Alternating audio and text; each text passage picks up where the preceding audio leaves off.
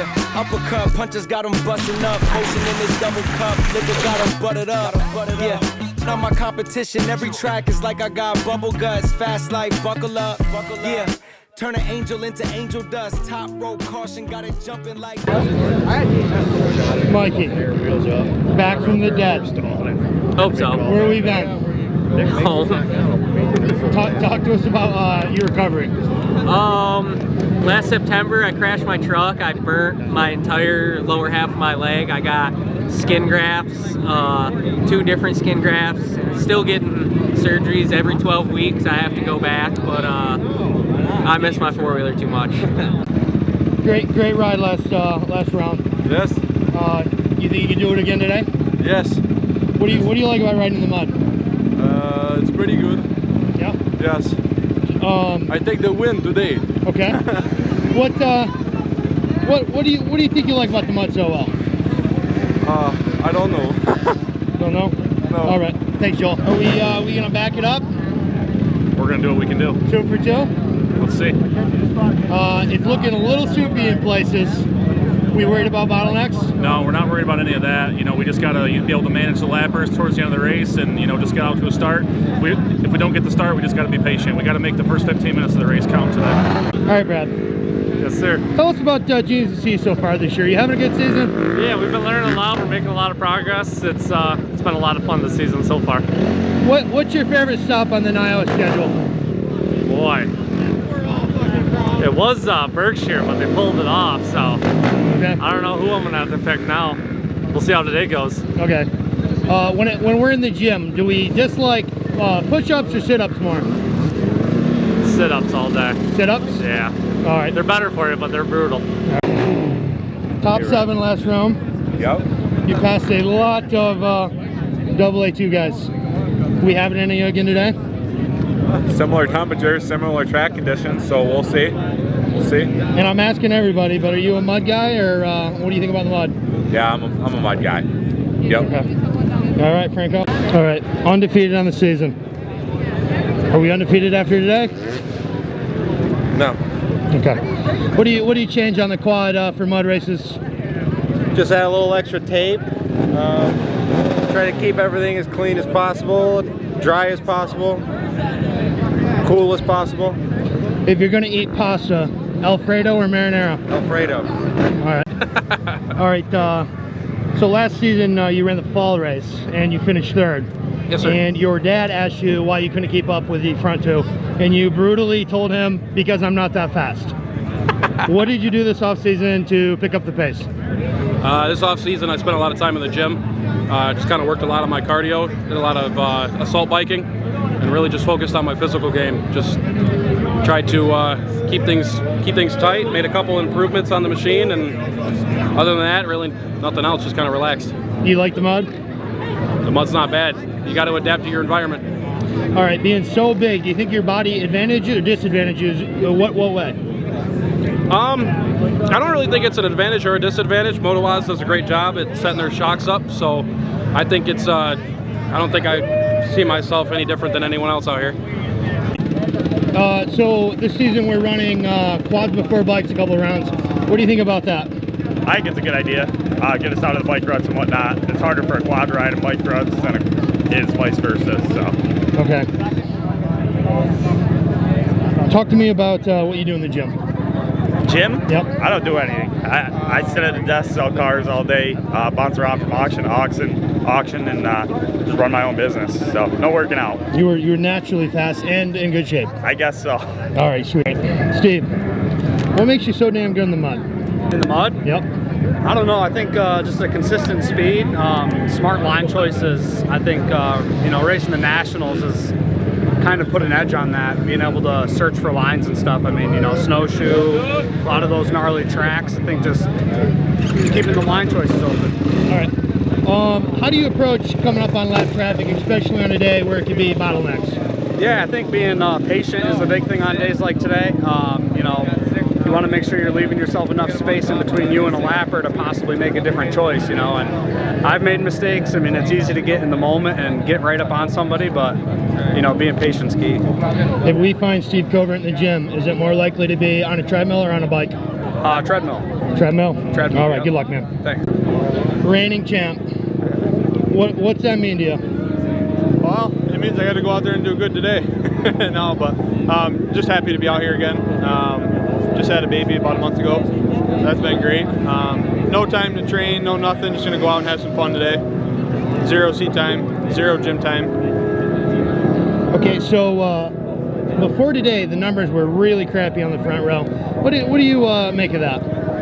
Yeah, I mean, it doesn't totally surprise me. You got a couple other the AA rows there, but looks like we got a few up here now, so that's good. Can't blame anybody for not wanting to run up here with us, but definitely nice seeing a fuller front row. Okay. Are you an energy drink guy? Energy drink guy? Yeah. Oh yeah. What are we drinking? Red Bull. Red Bull gives you wings? Pretty much. Sugar? I hope it gives me wings today. Sugar free or the hard stuff? Hard stuff, man. Hard stuff all the way. There you go, buddy. So a couple races ago on the broadcast, you dropped that you were working with Zach Osborne. Yeah. What's that like? Drop the hammer, big dog. What's it like working with a guy that's so freaking fast and famous? It's great.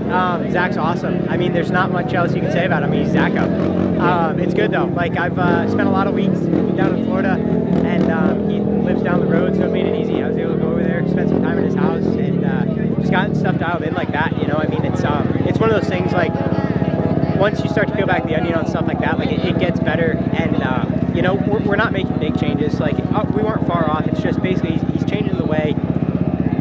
Call it the way you eat an apple, right? Like some people take a bite out of an apple, some people cut it into slices, some people skin it and then slice it, right? Like that's all we've done is really just change the way that you're quote unquote eating the apple. But it's good though. I mean, it's been sweet. You know, he's been there. Like there's not a question I can't ask Zach. He's been like, dude, I've been there. Like I know, I've seen it, I've done it. Like I know what I would do and how to approach that situation. So, with you being an Iowa boy and from Newfield, what does it mean to have GCC coming to Watkins Glen? Oh, it's sick, man. I probably knew before almost anybody that it was coming into town. I actually tried, there was another piece of property in Newfield that was looked at for a race that would have been real close by. Didn't end up working out. Still on the table though, but no, I mean, to go to Watkins Glen, close. I mean, I loved when it was at the Tomahawk as well for that reason, and it's good. I mean, it's 20 minutes from my house, man. I mean, it's awesome. I can't wait to be there and just get to enjoy it. You know, just being that close to the house, it just makes it so much more enjoyable to go and race and do all that fun stuff. Honestly. So, like a lot of other people, I was pretty shocked when we went to Snowmobile. Tell us about that. Where are you coming from? And you end up racing snowcross, doing some other stuff. Tell me about it. Yeah, I just, you know, once I moved up here with Kate in New York, she got me into snowmobiles, and of course I was like, man, can we race these things? So I started looking into it, and it seemed like I guess you could say the most reliable series, because it depends on weather, was snowcross, because they make the snow. So I bought a snowcross sled and just kind of tried to get used to riding it, but you really had to travel. We were going to Canada, Maine, New Hampshire. So found a couple races, and we were hitting them up the past 2 years. So the first round of Nyoa we actually missed because we went up to Maine for a hill cross race. So actually got Kate racing up there too, and she actually did better than me. She ended up on the podium, so it was cool. Something new, something challenging, just helps pass the time in the winter too. Okay, so the coast sanctioned races like Talladega and Watkins Glen being NASCAR venues. Yep. Do you think the vibe's better? Is there a little more electric in the air? I think so, for sure. I mean, you know, it's racing, whether it's NASCAR, GNCC, it's still racing. I think it might draw in some NASCAR fans, and it's definitely cool being at a facility like that. You know, where like we were at Talladega earlier this year, and you know, you're right across from the track. So I've never personally been to Watkins Glen, but I imagine it's a very cool feeling being there too. So I look forward to it next week. All right, and then the last one. Where did the Sneaky Snake come from?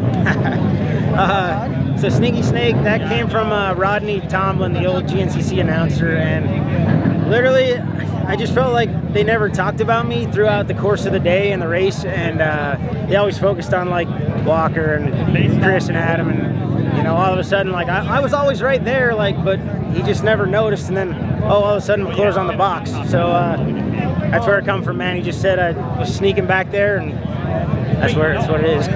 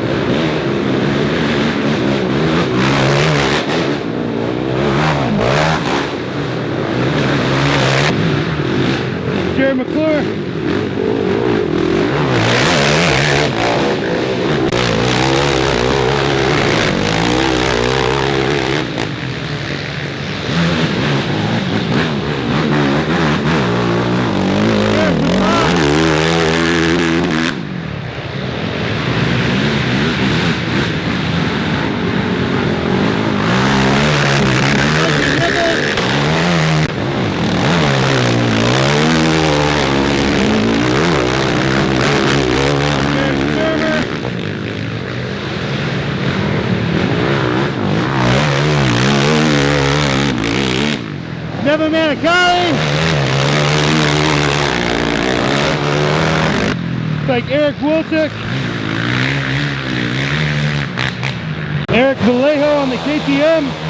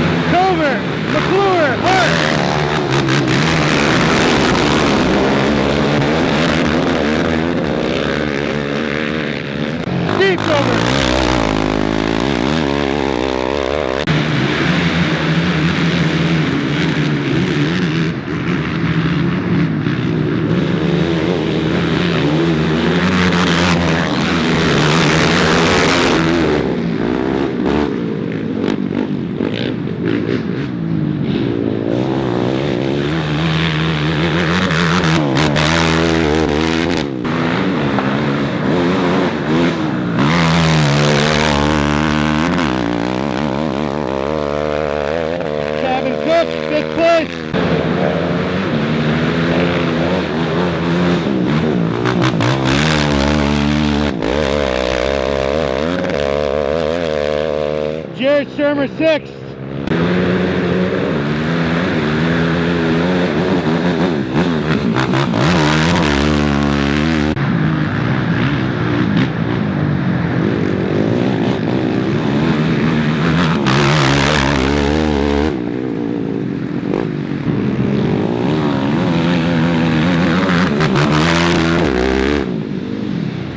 Devin Manicali, 7th.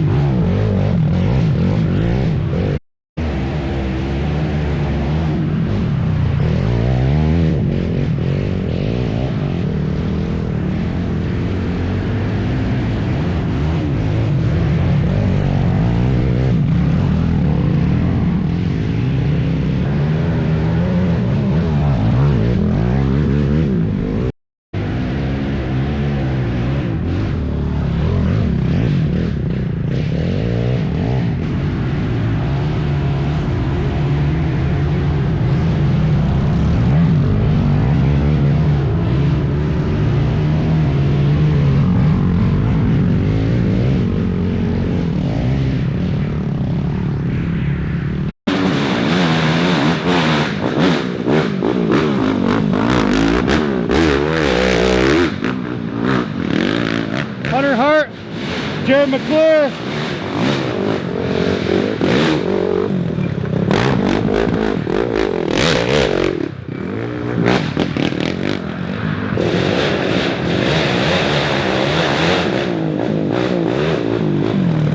Greg Colbert.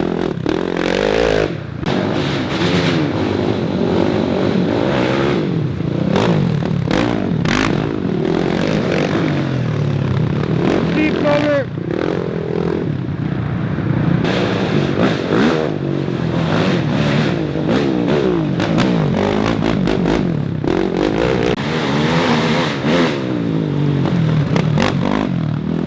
Jared Stewart, Kevin Cook.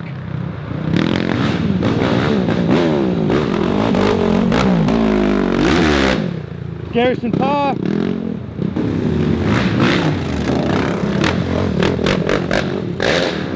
Joel Gagnon.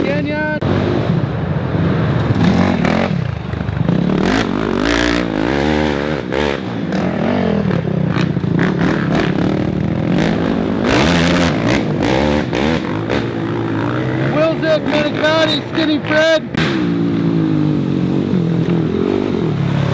David Warhol. Lagola.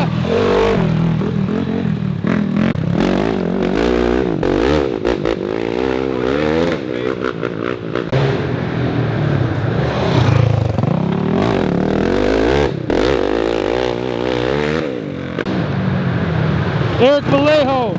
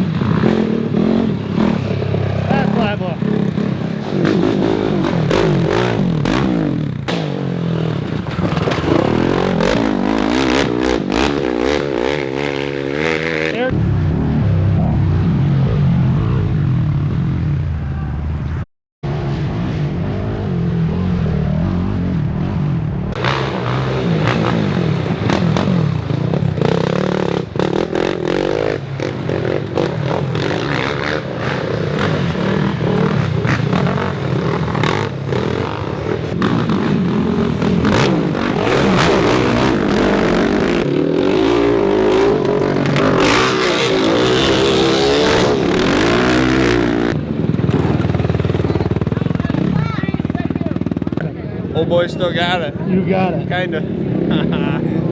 Tell me about it. Well, got off to a good jump in third.